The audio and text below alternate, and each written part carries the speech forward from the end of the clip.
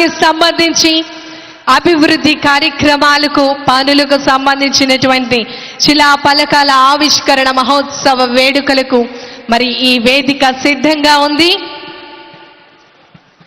హరిజనులు, అదేవిధంగా కూచిపూడి నృత్య ప్రదర్శనలు, తింసా నృత్యాలు ఇలా అంగరంగ వైభవంగా సాంస్కృతిక కళాత్మక రూపాలతో గౌరవ ఉప ముఖ్యమంత్రి వర్యులు వారికి స్వాగతం పలకడం జరుగుతోంది.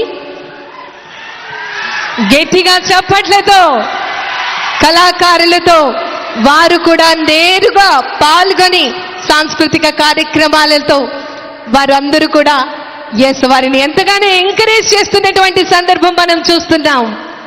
తింసా నృత్యం మన అందరికీ తెలుసు. ఈ నృత్యాన్ని డోలు, తుడుము, కిండి ఇలా వివిధ వాయిద్యాల ధ్వనికి అనుగుణంగా నర్తనేకులు అడుగులు వేయడం జరుగుతోంది. తింసా నృత్యం అనేది సాధారణంగా పండుగలు, వివిధ రకాలైనటువంటి కార్యక్రమాలలో ఇది ఎంతగానో ప్రాముఖ్యత వహిస్తూ ఉంటుంది. సంక్రాంతి అనగానే మన అందరికీ గుర్తొచ్చేది హరిదాసులు. మరి చక్కటి హరిదాసుల స్వాగతంతో ప్రాచీన కాలం నుంచి కూడా మనకి హరిదాసులు గ్రామ గ్రామాలలో భక్తిని మరియు జానపదాన్ని, ముఖ్యంగా సమాజంలో చైతన్యాన్ని అందించే విధంగా, చక్కటి ధర్మాన్ని ప్రచారం చేసే విధంగా హరిదాసులు వారి యొక్క సేవల్లో అందించడం జరుగుతోంది. మరి గౌరవ ఉప ముఖ్యమంత్రి వర్యులు వారితో నేరుగా పాల్గొనటం జరుగుతోంది.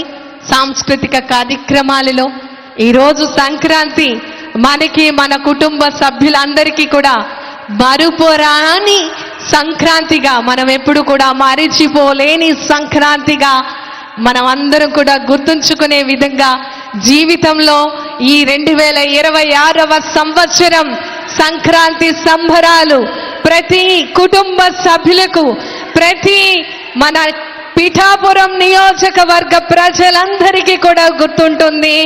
చరిత్రలో చిరస్థాయి